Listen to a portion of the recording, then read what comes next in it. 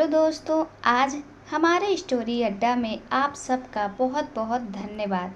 आज हम बेजुबान इश्क का 9वां भाग लेकर आ गए हैं और इस स्टोरी में हम लोग अभी तक देखे हैं कि अंजलि शूद्र के साथ उसके विला में रहने लगती है और तभी अंजलि को उसके हॉस्पिटल के डीन का कॉल आता है और उनसे मिलने के लिए वो हॉस्पिटल जाती है। अब आगे वेटिंग रूम की तरफ बढ़ते वक्त अंजलि को किसी ने ज़बरदस्ती उसके एक रूम में खींच लिया और दीवार से आगे टकरा कर उसका मुंह अपने हाथ से ढक दिया ताकि वो चिल्ला ना सके। उस चेहरे को देखकर अंजलि की आंखें गुस्से से लाल हो गई थी। वो शख्स कोई और नहीं, निखिल था, जिसने उसे जानबूझकर यहाँ बुलाया था ताकि उससे बात कर सके। अंजलि ने पूरा दम लगाकर उसके हाथ को अपने मुंह से हटाया। अब क्या चाहिए तुम्हें?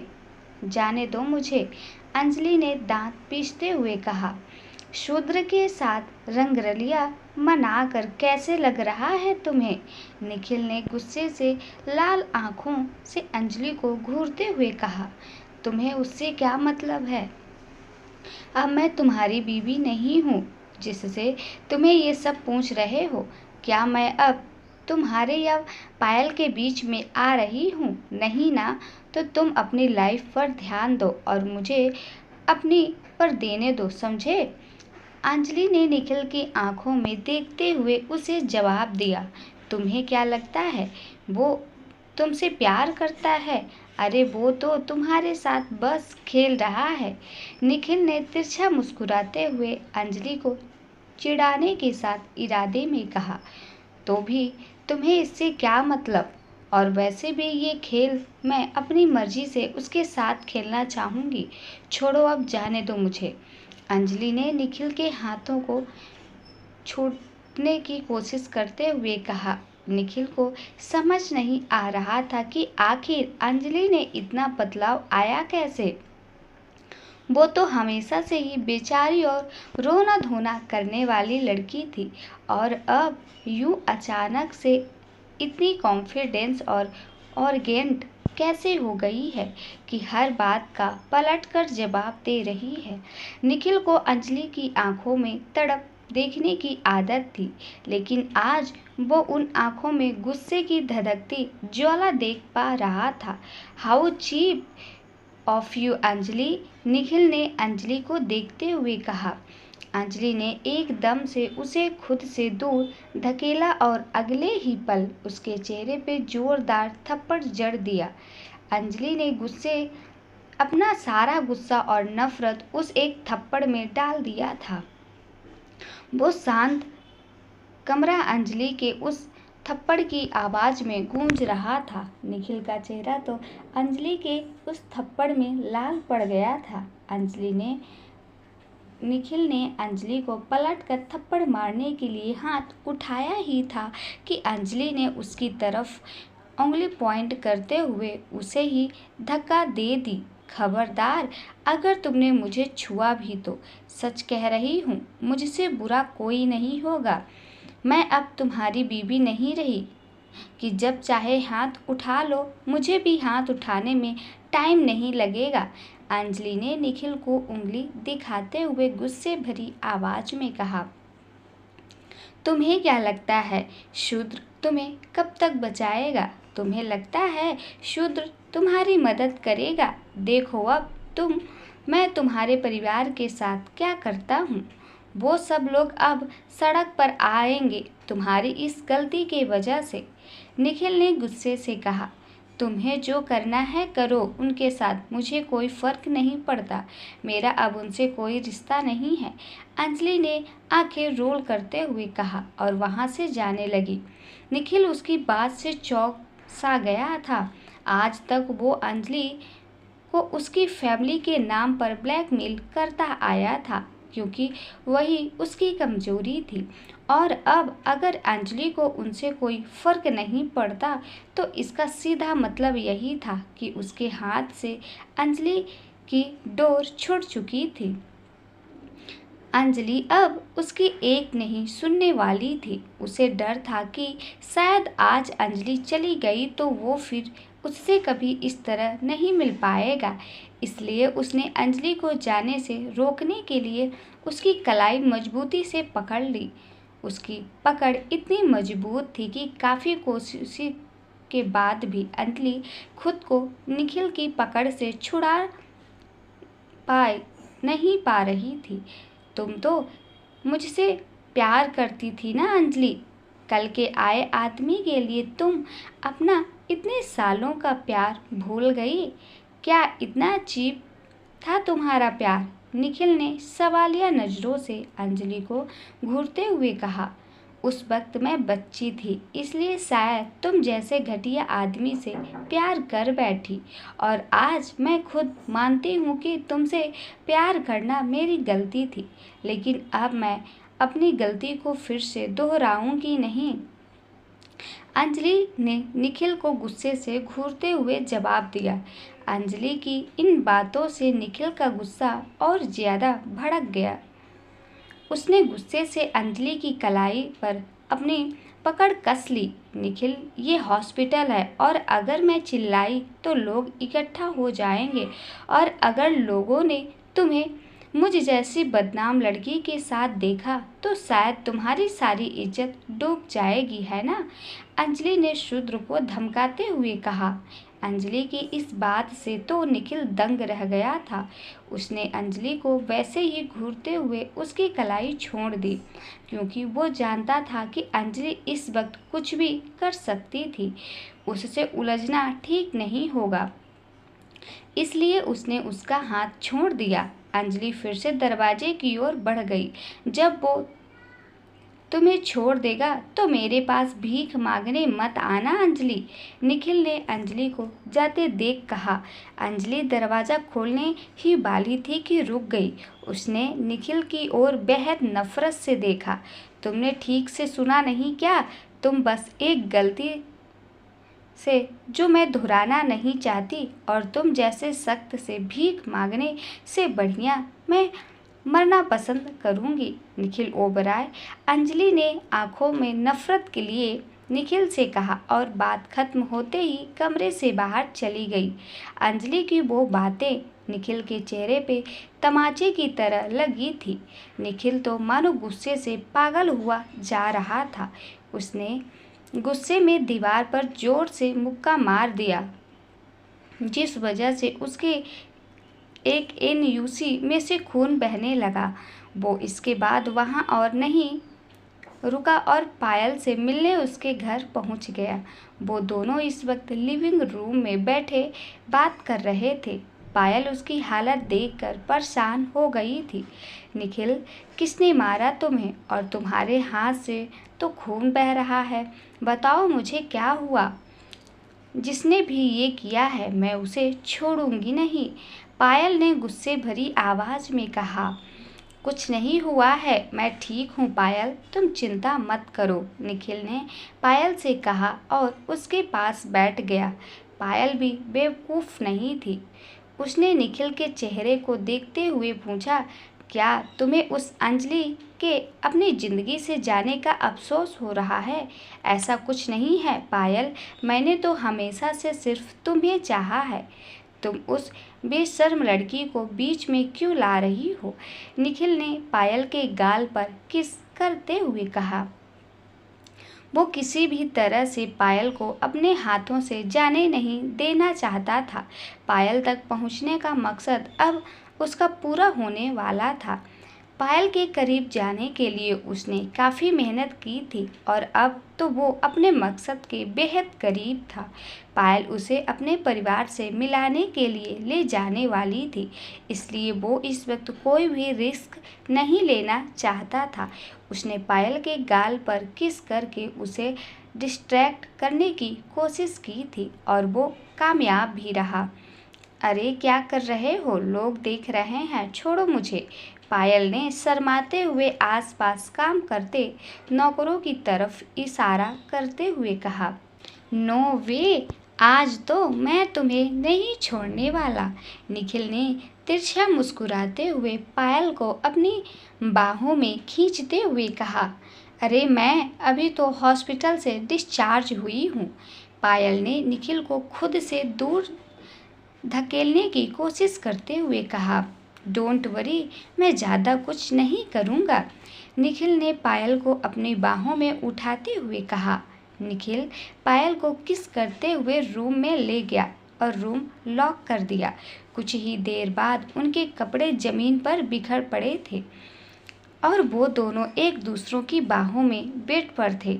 आज निखिल को पायल के चेहरे में अंजलि का अक्स नजर आ रहा था और कुछ समझ नहीं पा रहा था कि वो आखिर उसके साथ ऐसा क्यों हो रहा है। वो इस वक्त किसी और लड़की के साथ था, पर उसके दिमाग में अंजलि की यादें ही आ रही थी। इस वक्त उसके दिमाग में अंजलि और शूद्र के इस तरह बेड में एक दूसरे की बाहों में होने का ख्याल आ रहा था, जिससे वो अजीब सी जलन अपने सीने में महसूस कर रहा था। दूसरी तरफ शूद्र के विला में अंजलि किचन में काम कर रही थी। जब वो वापस आई तो शूद्र स्टडी रूम में बिजी था। वो डायरेक्ट अपना ऐसा गुस्से वाला मुंह लेकर उसके पास नहीं जाना चाहती थी, तो वो सीधे किचन में खाना बनाने के लिए चली गई। इस वक्त दोपहर होने वाली थी। अंजलि किचन में काम कर रही थी। उसे पता ही नहीं चला कि कब शूद्र उसके पीछे आकर खड़ा हो गया था। उसे पता नहीं क्यों अंजलि को ऐसे देखने में काफ़ी सुकून मिल रहा था। शूद्र को महसूस हुआ कि अंजलि खाना बनाने के साथ अपने बालों में भी उलझी हुई थी। उसने सीधा जाकर अंजलि के बालों को अपने एक हाथ में थाम लिया और दूसरे हाथ से अंजलि को अपने करीब खींच लिया। अंजलि अचानक से उसके आने पर थोड़ा हैरान हो गई थी, लेकिन वो जानती थी कि इस विला में शूद्र के अलावा आखिर उसे छू भी कौन सकता था। न जाने क्यों शूद्र के उस थामने पर अंजलि के दिल को थोड़ा सा सुकून आया था और उसका गुस्सा कुछ हद तक शांत हो गया था। उसके चेहरे पे एक छोटी सी स्माइल थी। हो गया आपका काम पूरा। जब मैं आई तो आप शायद स्टडी रूम में बिजी थे, तो इसलिए मैंने आपको डिस्टर्ब करना ठीक नहीं समझा। अंजलि ने सब्जियां काटते हुए कहा, मेरा काम तो पूरा हो गया। तुम बताओ, जिस काम के लिए हॉस्पिटल गई थी वो काम पूरा हुआ? शूद्र ने अंजलि के कान में किस करते हुए पूछा। अंजलि काफ़ी ज़्यादा सेंसिटिव थी। शूद्र के इस तरह छूने से वो अचानक से कांप उठी थी। शूद्र की आंखें फिर उसकी लाल कलाई पर गई, जिसे देखने के बाद शूद्र की आंखें एकदम से गुस्सा भर गया था। उसने अंजलि की कलाई पकड़कर उसे अपनी तरफ मोड़ लिया। किसने किया ये? शूद्र ने गुस्से भरी लाल आंखों में अंजलि को देखते हुए पूछा। अंजलि खुद शूद्र के इस गुस्से को देखकर थोड़ा घबरा गई थी। उसकी हिम्मत ही नहीं हुई कि वो आगे कुछ बोल सके। शूद्र बस उसके मुंह से उस इंसान का नाम सुनने को बेकरार था। बोलो Anjali, who the hell touched you? शूद्र ने एक बार फिर से अंजलि से पूछा। वो निखिल। अंजलि के मुंह से बस निखिल का नाम ही निकला था कि शूद्र गुस्से से किचन से बाहर चला गया। शूद्र का ये बर्ताव अंजलि को भी कंफ्यूज्ड कर रहा था। वो मानती थी कि वो शूद्र के लायक नहीं थी, तो ये तो सवाल ही नहीं उठता कि शूद्र उससे प्यार करता था। तो फिर आखिर क्या वजह थी कि वो इतना गुस्सा कर रहा था? आखिर वो ऐसा कर ही क्यों रहा था? ना तो वो शूद्र के से पूछ सकती थी और ना उसे खुद कुछ पता चल रहा था, पर उसका दिल बस शूद्र की तरफ खिंचता चला जा रहा था। शूद्र ने किचन से बाहर आकर सीधे राघव को कॉल कर दिया। राघव ने भी जल्दी से उसका कॉल उठा लिया था। राघव, निखिल से जो टेंडर अभी साइन किया है वो टेंडर खरीद लो। किसी भी तरह से वो टेंडर निखिल के हाथ नहीं लगना चाहिए। मुझे वो टेंडर चाहिए किसी भी कीमत पर। कॉन्ट्रैक्ट को उसकी मुंह बोली कीमत दो। शूद्र ने राघव को ऑर्डर देते हुए कहा। वहीं दूसरी तरफ राघव उसके ऐसे व्यवहार से समझ गया था कि जरूर निखिल ने अंजलि को फिर परेशान किया होगा। क्यों करता हूँ, राघव ने बड़ी पोलाइटली जवाब दिया, जिसे सुनने के बाद शूद्र ने फोन काट दिया। शूद्र इस वक्त अपना सारा गुस्सा निखिल पर निकाल रहा था। निखिल ने अंजलि को फिर तंग करने की हिम्मत की थी। निखिल ने आज खुद कुल्हाड़ी पर अपना पैर मार दिया था। निखिल पायल के साथ इतना बिजी था कि उसने अपने सेक्रेटरी का भी फ़ोन नहीं उठाया। उसे तो पता भी नहीं चल रहा था कि उसकी बर्बादी की शुरुआत अब हो चुकी थी। उसने जाने अनजाने में बेंगलोर के डेविल से पंगा लिया था। निखिल ने जितना अंजलि को परेशान नहीं किया था, उतना अब शुद्ध निखिल को परेशान करने वाला था। निखिल ने कुछ समय के बाद जब अपनी सेक्रेटरी की इतनी सारी मिस कॉल देखी तो उसने जल्दी से कॉल बैक किया और उसकी बात सुनकर तो मानो उसके पैर तले जमीन खिसक गई। वो टेंडर निखिल के लिए बहुत इम्पोर्टेंट था, जो अब उसके हाथ से निकल चुका था। आखिर ये सब हो क्या रहा है? शूद्र का बिजनेस तो मुंबई में काफ़ी अच्छा चल रहा था और ये टेंडर तो उसके लिए काफ़ी मामूली सा था। फिर वो इस टेंडर के पीछे क्यों पड़ा था? हो ना हो जरूर ये उस अंजलि की वजह से हुआ है। निखिल ने दांत पीसते हुए गुस्से में फ़ोन जमीन पर पटकते हुए कहा।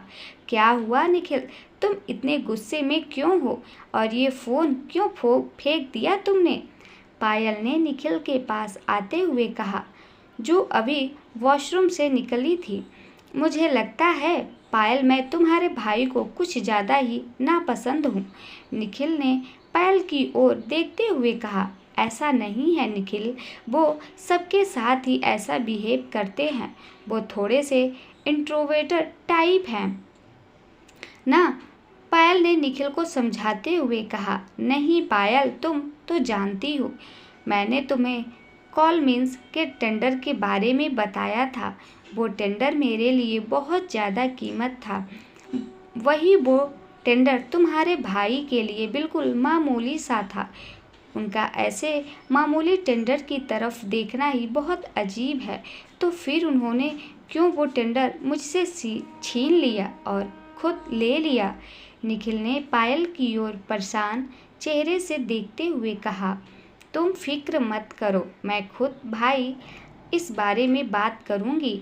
मौका मिलते ही मैं तुम्हें उनसे मिलाने के लिए भी ले चलूंगी। पिछली बार की तरह गड़बड़ मत करना और उनसे अच्छे से बात करना, पायल ने निखिल को दिलासा देते हुए कहा। निखिल अब कुछ हद तक समझ गया था कि ये सब कुछ अंजलि की वजह से ही हुआ था। आज उसने अंजलि के साथ जो किया शायद शूद्र को पता चल गया था और उसने उससे बदला लेने के लिए ये किया था। वो कुछ देर बाद पायल के घर से अपनी कंपनी के लिए निकल गया। वहीं दूसरी ओर शूद्र के विला में अंजलि बस अभी शॉवर लेकर वॉशरूम से बाहर निकली थी कि उसका फ़ोन वाइब्रेट होने लगा।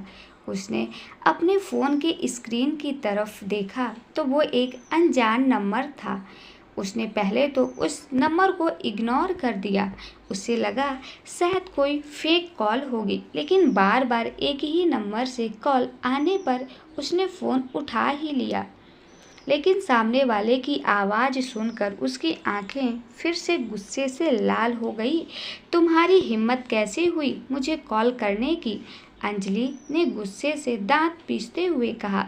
अंजलि की आंखों में गुस्सा साफ झलक रहा था।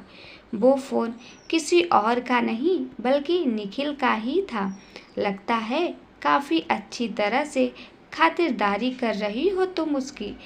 काफ़ी खुश है वो तुमसे, निखिल ने अंजलि को परेशान करने के लिए कहा।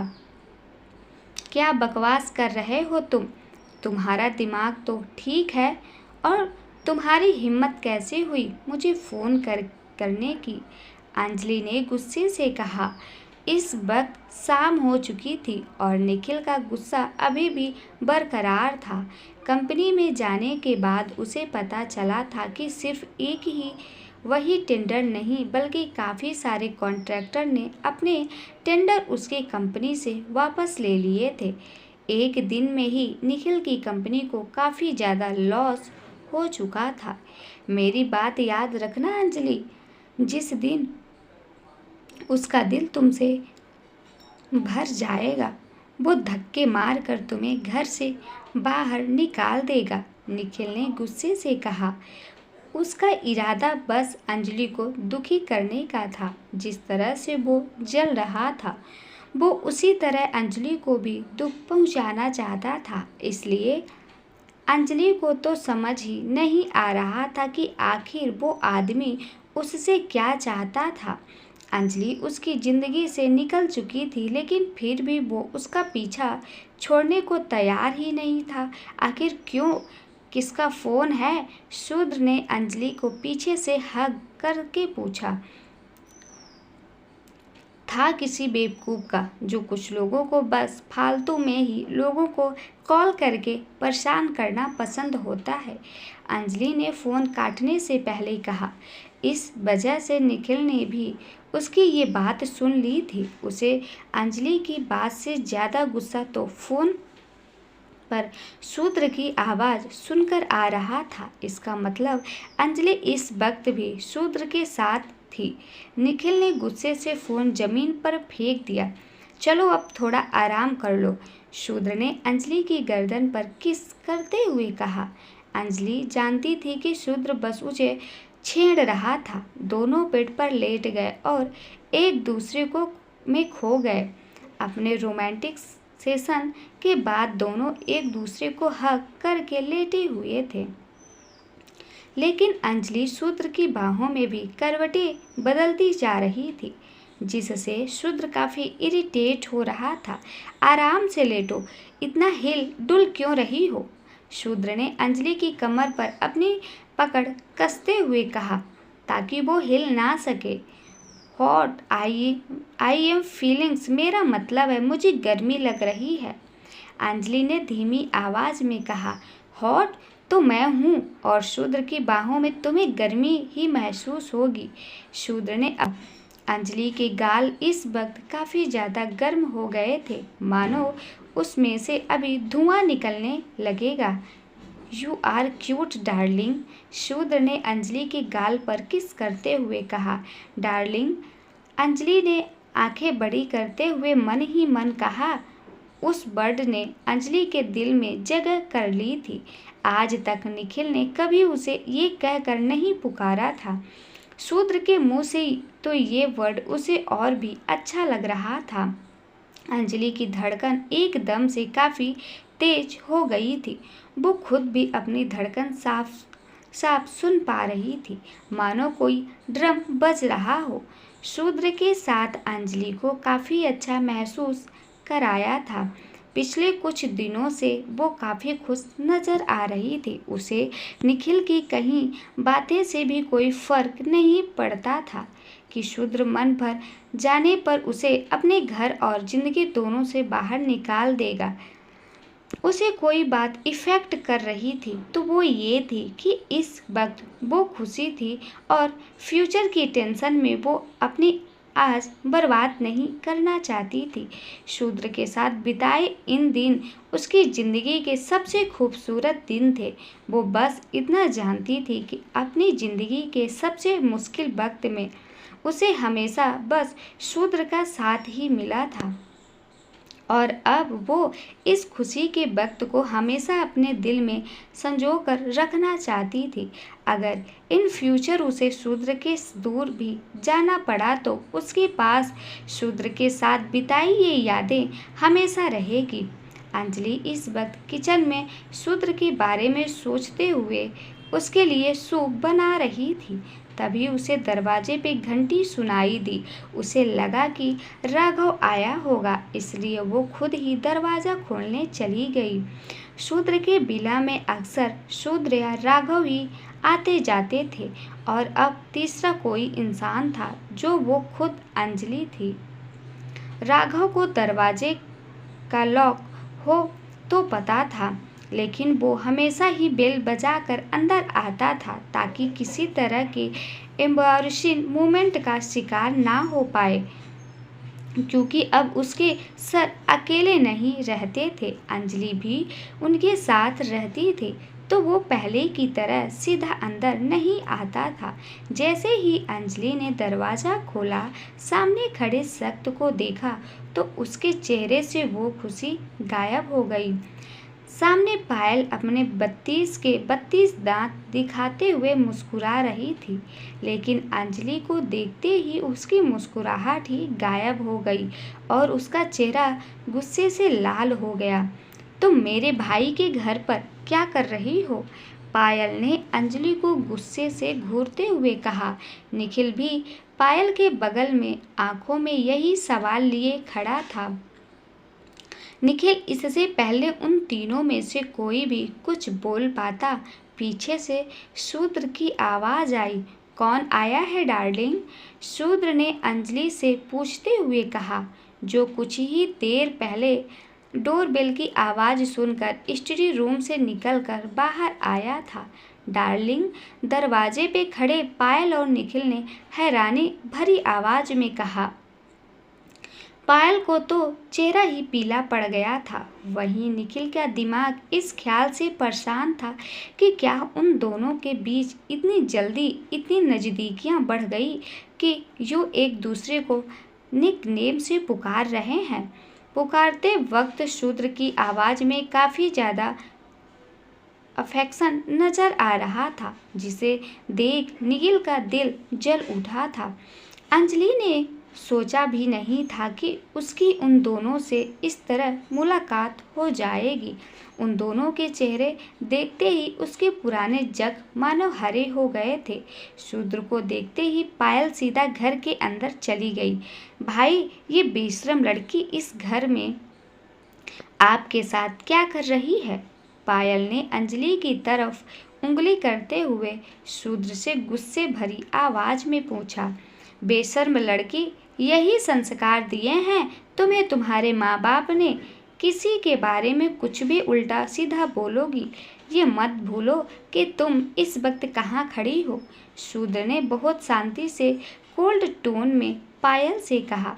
भाई, मैं तो बस पायल का मुंह शूद्र की बात से उतर गया था और वो आगे कुछ भी बोल नहीं पा रही थी। मेरे घर में कौन आएगा कौन रहेगा, इस बात का फैसला मैं करूँगा। तुम्हें इससे कोई लेना देना नहीं है। ना किसी में इतना दम है कि मुझे सिखा सके कि मुझे अपने घर में किस तरह रहना है और किसके साथ रहना है। शूद्र ने सोफे पर किसी राजा की तरह बैठते हुए कहा। उसके बाद से तो पायल और भी ज़्यादा घबरा गई थी। दूसरी तरफ उसे अंजलि के सामने इस तरह शर्मिंदा होना पड़ रहा था, जिस वजह से उसे काफ़ी ज़्यादा गुस्सा भी आ रहा था। उसकी आंखें गुस्से से लाल हो चुकी थी, लेकिन फिर भी वो शूद्र के सामने बेचारी सी शक्ल बनाकर खड़ी थी। निखिल ने हिम्मत करके कदम आगे बढ़ाए और पायल के साथ आकर खड़ा हो गया। सर, पायल का वो मतलब नहीं था। इतने जल्दीबाजी में कुछ भी बोल दिया। आप प्लीज़ इस पर गुस्सा मत कीजिए। निखिल ने माहौल ठंडा करने के लिए कहा। मिस्टर ओबराय, मैं अपनी बहन से बात कर रहा हूँ। मुझे पसंद नहीं कोई बाहर वाला आकर हमारे फैमिली में मैटर में इंटरफेयर करे। शूद्र ने दर्द आवाज़ में निखिल को देखते हुए कहा। शूद्र की इस बात से निखिल का चेहरा काला पड़ चुका था। निखिल को बाहर वाला बोलकर शूद्र ने उसे उसकी जगह दिखा दी थी। शूद्र की कहीं वो बात निखिल के चेहरे पर एक जोरदार थप्पड़ से कम नहीं थी। यहाँ पर आकर उसे शूद्र से इस तरह का ट्रीटमेंट मिलेगा, निखिल ने सोचा भी नहीं था। भाई, आई एम सॉरी, मैं दोबारा से ऐसा कभी नहीं करूँगी। मैं बस इस लड़की को यहाँ देखकर हैरान हो गई थी। पायल ने बेचारी सी आवाज में अंजलि को तेज नजरों में देखते हुए कहा। पायल तो चाहती थी कि वो अभी अंजलि के साथ कुछ करे, उसे बेइज्जत करे, लेकिन वो ऐसा कर नहीं सकती थी। वो अभी भी अंजलि को घूर रही थी कि उसके कानों में शूद्र के शब्द पड़े। माफी मांगो। शूद्र ने पायल की ओर देखते हुए सख्ती से कहा। क्या भाई आप चाहते हैं कि मैं इस लड़की से माफी मांगूं? पायल ने शूद्र की ओर देखते हुए हैरानी भरी आवाज में पूछा। पायल, वो जैसा कह रहे हैं करो, नहीं तो, निखिल ने धीमी आवाज में पायल से कहा। वो पायल को याद दिला रहा था कि वो शूद्र से उलझ नहीं सकते, नहीं तो इसका अंजाम अच्छा नहीं होगा। इसलिए इस वक्त चुपचाप उसकी बात मान लेने में ही भलाई थी। पायल तो अंजलि को अब और भी गुस्से से घूर रही थी, मानो अभी उसे कच्चा चबा जाएगी। इतना सब हो जाने के बाद भी इस लड़की ने इतनी हिम्मत कि मेरे भाई के नज़दीक आई। आज तुम्हारा दिन है, कल मेरा होगा, एंड आई प्रॉमिस मैं तुम्हें बर्बाद कर दूंगी। पायल ने अंजलि को घूरते हुए मन से कहा। कुछ देर की चुप्पी को तोड़ने के बाद पायल ने अंजलि से नजरें ना मिलाते हुए कहा, आई एम सॉरी। अंजलि जानती थी कि पायल ये सब शूद्र के डर की वजह से कह रही है, ना कि उसे दिल से पछतावा था।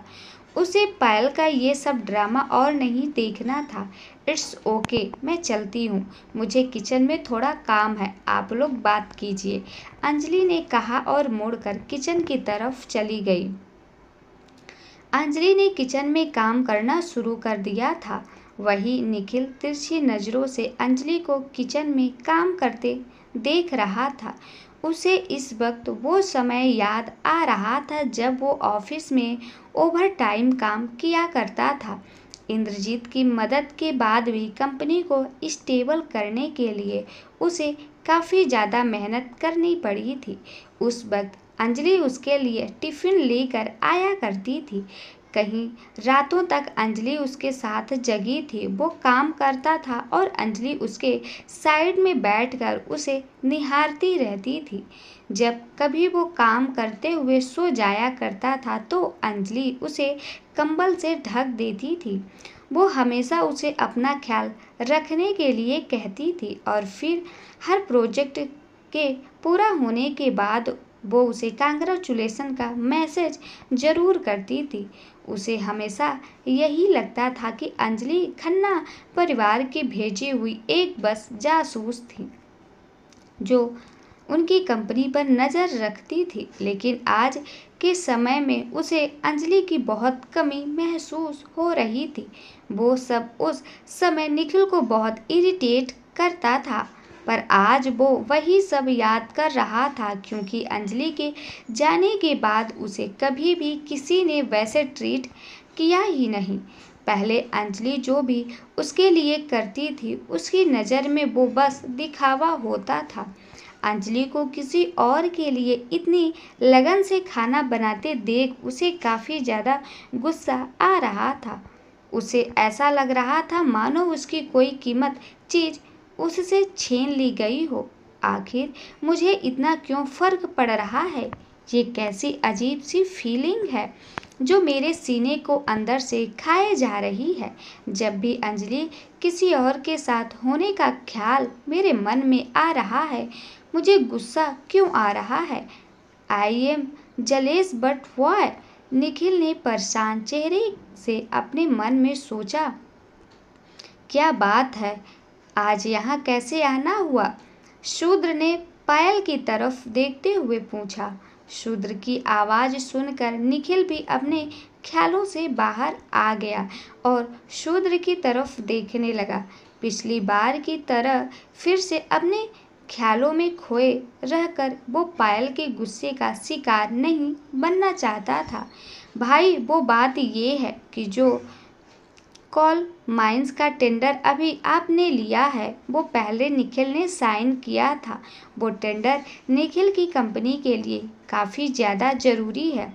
आने वाले कुछ सालों के लिए निखिल कोल माइंस पर काम करना चाहता है, जिसके लिए उसने आसपास के काफ़ी सारे रिसोर्स भी खरीद लिए हैं। ऐसे में अगर आप उससे टेंडर ले लेंगे तो उसे काफ़ी ज़्यादा लॉस हो जाएगा। वैसे भी हमारा बिजनेस तो ऑलरेडी काफ़ी अच्छा चल रहा है। ऐसे छोटे मोटे टेंडर्स की आपको क्या ज़रूरत है? तो मैं बस इतना ही कहना चाहती हूँ कि क्यों न आप ये टेंडर निखिल को दे दें। पायल ने एक बेचारे चेहरे के साथ शूद्र को कन्विंस करने की कोशिश की कि वो ये टेंडर निखिल से ना छीने। दे दूं मतलब तुम यहाँ आज मेरे पास मिस्टर ओबराय के लिए उस टेंडर की भीख मांगने आई हो? शूद्र ने अपनी आईब्रो उठाते हुए पूछा। शूद्र की इस बात से निखिल का ईगो हर्ट हो गया था। वो कभी भी यहाँ अंजलि के सामने उससे भीख मांगने नहीं आना चाहता था। उसे तो अंदाजा तक नहीं था कि अंजलि यहाँ पर शूद्र के घर पर उसके साथ है। वो नहीं चाहता था कि अंजलि के आगे उसका सर झुके। तो मिस्टर ओबराय, आप चाहते हैं कि ये टेंडर मैं आपको दे दूं? शूद्र ने निखिल की तरफ देखते हुए उससे पूछा।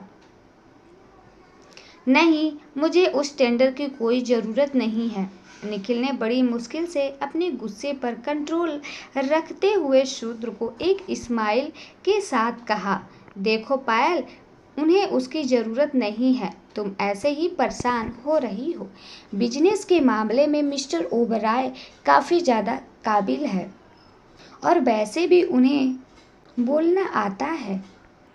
अगर उन्हें ये टेंडर चाहिए होगा तो वो मुझसे खुद बात कर लेंगे। क्यों, है ना मिस्टर ओबराय? शूद्र ने मुस्कुराते हुए निखिल को देखते हुए कहा। शूद्र के शब्द तो अलग थे, लेकिन शूद्र के एक्सप्रेशन से ये साफ पता चल रहा था कि वो निखिल को चैलेंज कर रहा था कि अगर हिम्मत हो तो उसके से ये टेंडर लेकर बताए। वही पायल हैरान नज़रों से निखिल की तरफ देख रही थी, क्योंकि वो भी जानती थी कि उसके लिए ये टेंडर कितनी ज़रूरी था। तो फिर वो ये ऐसा क्यों बोल रहा था कि उसे ये नहीं चाहिए? तुम लोग यहाँ मुझसे बस इसी टेंडर के बारे में बात करने आए थे? शूद्र ने पायल की तरफ देखते हुए पूछा। जी भाई, वो पायल ने बस इतना ही कहा था कि शूद्र ने उसकी बात बीच में काट दी और उसे आगे बोलने का मौका ही नहीं दिया। तो ठीक है, तुम दोनों जिस काम से मेरे घर आए थे वो तो हो गया और इस वक्त लंच का टाइम है। पर सॉरी, मैंने तुम्हारे लिए कुछ भी नहीं बनवाया, इसलिए तुम जा सकते हो। शूद्र ने बिना एक बार भी सोचे सीधा उन दोनों के मुंह पर जाने के लिए कह दिया, जिसके बाद उन दोनों को काफ़ी ज़्यादा बेइज्जती महसूस हो रही थी।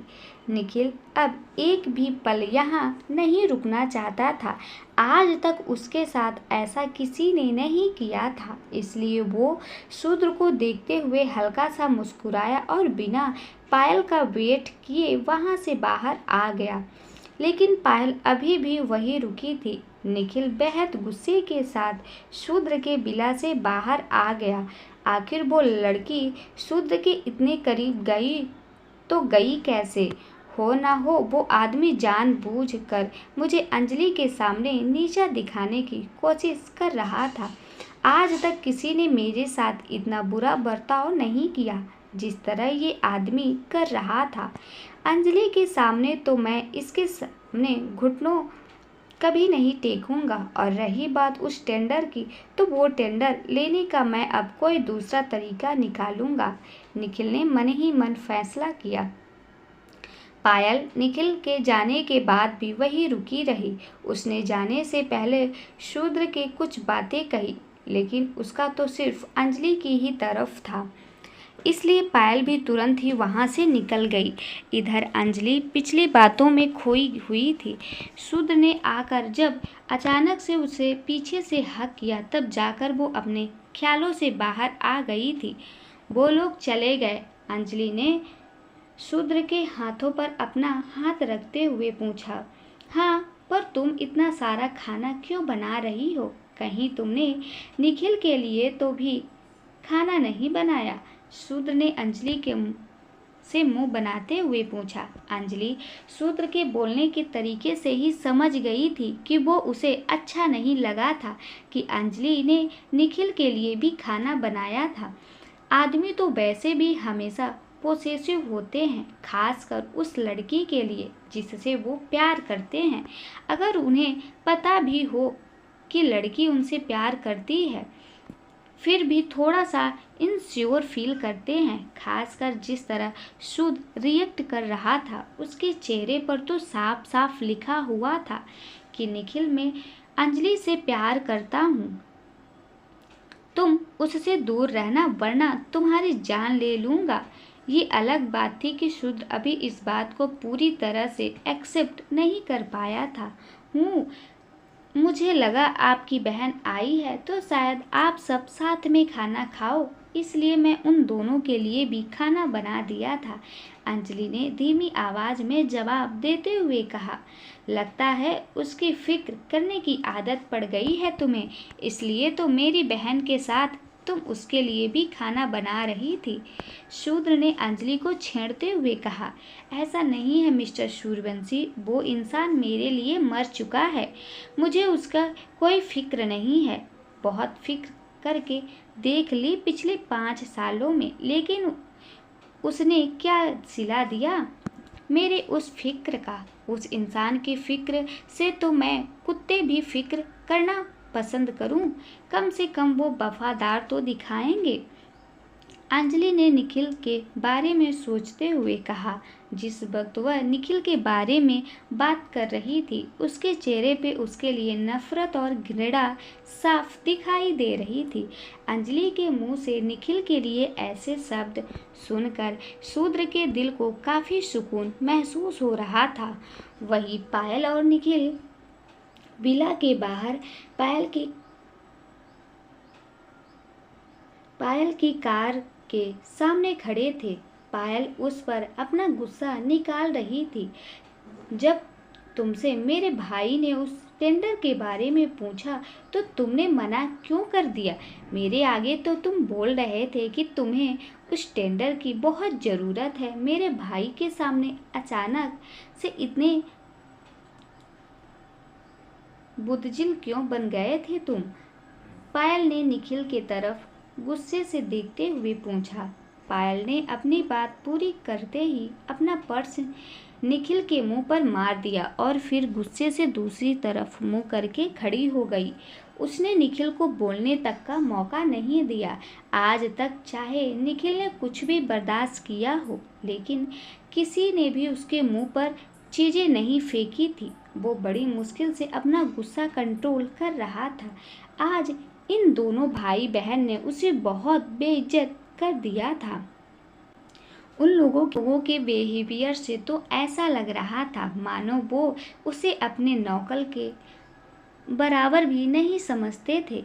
मेरे सीने में चाहे कितना भी गुस्सा की आग हो, मुझे अपने गुस्से पर काबू करना होगा। मेरी कामयाबी की चाबी सिर्फ यही लड़की है। एक बार मैं कामयाबी की सीढ़ियाँ चढ़ जाऊं, फिर इसे इसकी औकात दिखा दूंगा। निखिल ने अपने गुस्से पर काबू करते हुए अपने गुस्से के जहर को घूंट पीकर खुद को शांत किया। निखिल अपनी कंपनी को शहर की सबसे कामयाब कंपनी बनाना चाहता था, इसलिए तो वो सूर्यवंशी खानदान के साथ रिश्ते बनाने के लिए अपनी इज्जत तक को दांव पर लगा रहा था। सूर्यवंशी खानदान तक पहुंचने के लिए उसे उनकी एकलौती बेटी पायल सूर्यवंशी को अपने प्यार के जाल में फंसा रखा था। उसने झुककर पायल को पर्स उठाया और फिर शांत करने के लिए अपनी बाहों में ले लिया। तुम जैसा सोच रही हो वैसा नहीं है पायल, मैं बुज़दिल नहीं दिख रहा था। बस मैं यह नहीं चाहता था कि तुम्हारा भाई मुझे कमज़ोर समझ ले। मैं नहीं चाहता था कि तुम्हारा भाई समझे कि मैं अपने फ़ायदे के लिए तुम्हें आगे कर रहा हूँ। मैं उसे दिखाना चाहता हूँ कि मैं अपने बलबूते पर तुम्हें दुनिया की खुशियाँ दे सकता हूँ। निखिल ने पायल को अपनी बातों में उलझाते हुए कहा, जैसे कि वो हमेशा से करता आ रहा था। सच में? तुम सच में ऐसा सोच रहे थे? पायल ने एक स्माइल के साथ पूछा। हाँ बेशक, तुम तो जानती हो तुम्हारे भैया सिर्फ अपने बराबर के लोगों से ही डील करते हैं। उनकी नज़रों में मैं अभी भी तुम्हारे लायक नहीं हूँ। अगर तुम उनसे मेरे लिए रिक्वेस्ट करोगी तो शायद उनकी नज़र से मैं और गिर जाऊंगा। मुझे उनकी नज़रों में अपनी काबिलियत साबित करना है, ताकि तुम्हें उनकी नज़रों में शर्मिंदा ना होना पड़े कि तुम्हें मैं पसंद आया। निखिल ने पायल के बालों को सहलाते हुए कहा। लोगों को अपनी बातों में फंसाने में तो निखिल काफ़ी माहिर था। अपनी इन्हीं चिकनी चुपड़ी बातों से तो उसने पायल को फंसा रखा था, और पायल भी अपनी बड़ी आसानी से उनकी इन बातों में आ जाया करती थी। सॉरी, मैंने तुम्हें पर ऐसे गुस्सा किया। ये सब उस अंजलि की वजह से हो रहा है। इस वक्त मैं ये सोचकर परेशान हूँ कि आखिर वो मेरे भाई के घर पर कर क्या रही है। पायल ने गुस्से से दांत पीसते हुए कहा।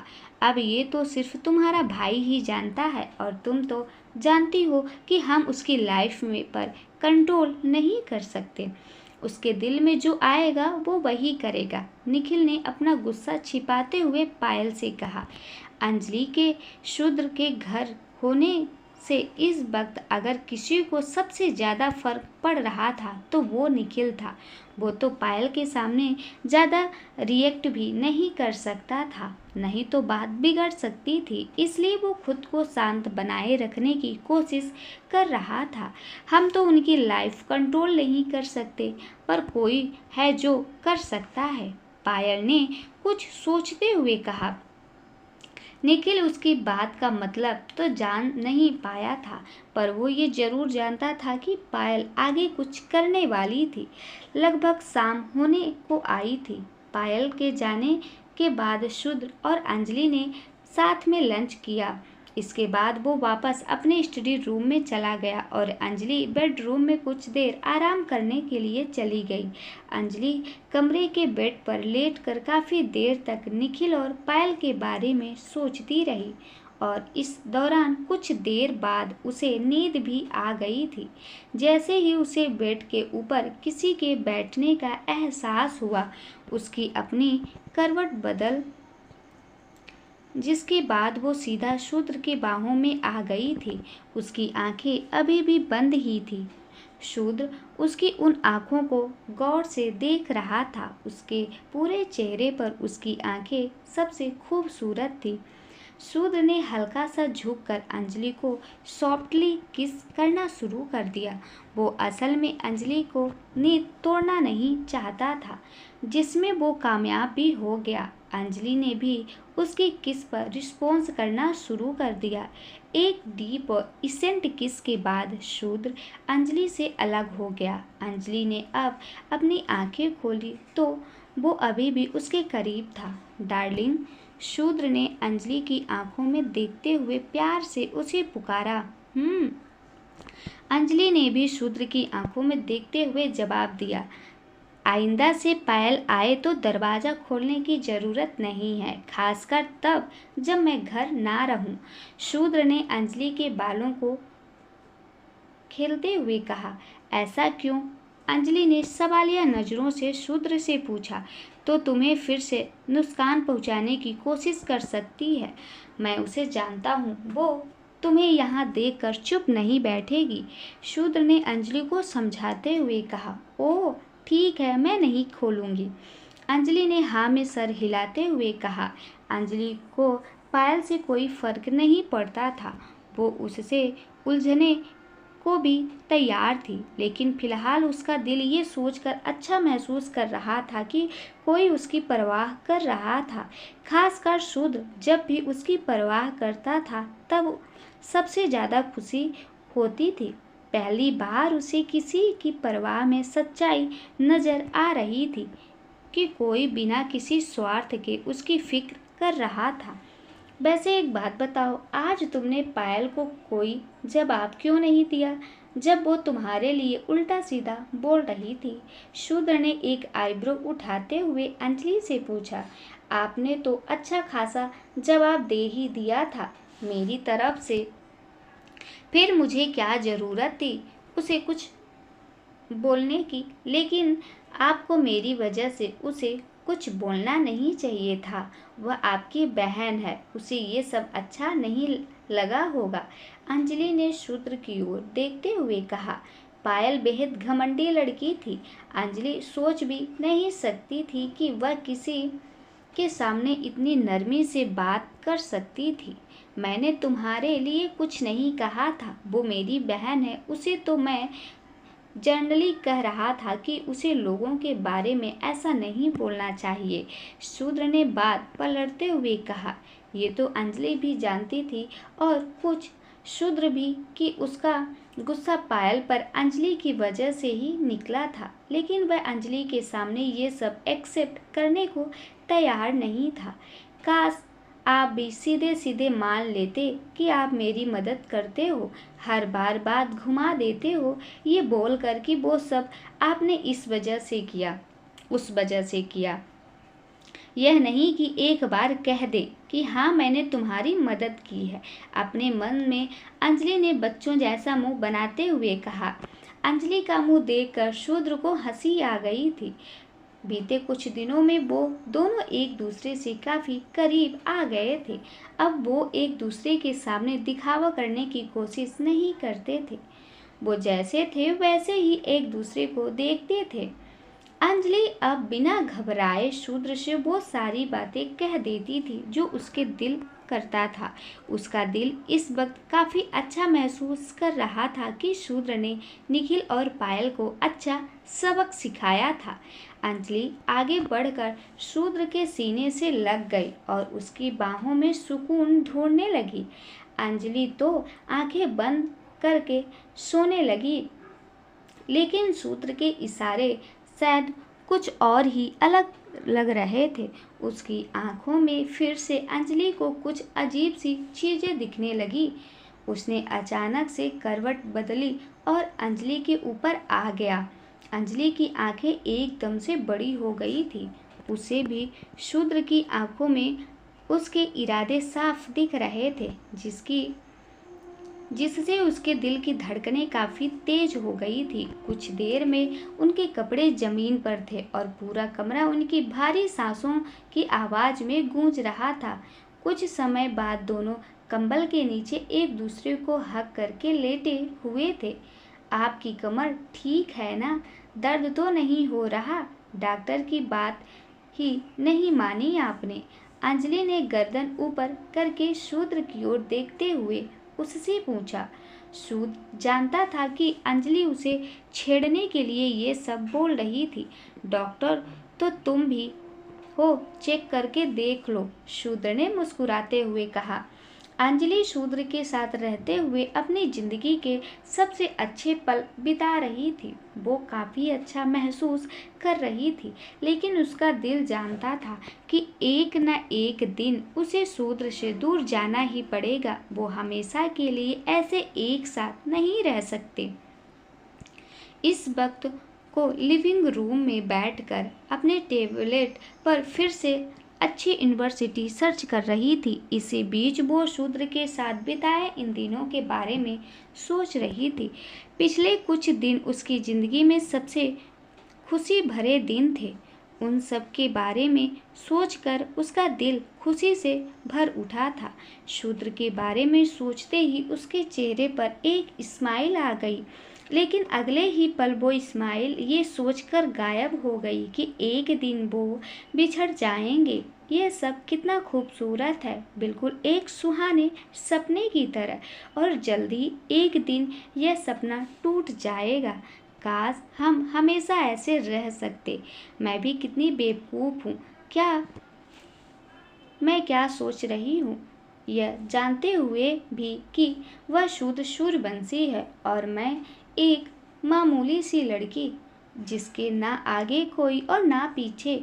फिर वो भला मेरे साथ क्या करेंगे? क्यों रहेंगे? मैं उनके लायक नहीं हूँ। हर बार ये कैसे भूल जाती हूँ? अंजलि ने अपने मन में सोचा। तभी उसका फ़ोन वाइब्रेट हुआ, जिससे वो अपने ख्यालों से बाहर आई। उसने फ़ोन की तरफ देखा। उसके फ़ोन पर उसकी आंटी का मैसेज आया हुआ था। जिस दिन से उसने घर छोड़ा था, उसे अपने अंकल की काफ़ी सारी कॉल्स आई थी। वही उनकी आंटी ने भी उसे कॉल्स और मैसेज किए थे कि वो एक लड़की है और उसे ऐसे घर के बाहर नहीं रहना चाहिए। ऐसे उसे कोई भी नुकसान पहुंचा सकता है। अपनी आंटी की ऐसी बातें अंजलि को गुस्सा दिला रही थी। ये बात उन्हें उस वक्त सोचनी चाहिए थी जब उनके पति ने उन्हें मल्होत्रा के हवाले कर दिया था। क्या उस वक्त उन्हें समझ नहीं आया कि मल्होत्रा से उसे नुकसान पहुंच सकता था? उस वक्त तो अपने फायदे के लिए उन्होंने अंजलि को एक आदमी के आगे फेंक दिया था। अब उन्हें उसकी चिंता क्यों हो रही थी? अंजलि ने काफ़ी सोशल ग्रुप में देखा कि उसकी फैमिली अब धीरे धीरे अपने पुरानी कंडीशन में वापस आ रही थी। उसकी बहन भी कहीं अच्छी जगह घूमने जा रही थी। मतलब उन्होंने अपनी कंपनी को स्टेबल कर लिया था। पर वो ये जानती थी कि कैसे क्या सोच रही हो। शूद्र ने उसके करीब खड़े होते हुए कहा, कुछ नहीं, आप कहीं जा रहे हैं? अंजलि ने शूद्र की तरफ देखते हुए कहा, जो सूट पहनकर बाहर जाने को रेडी होकर आया था।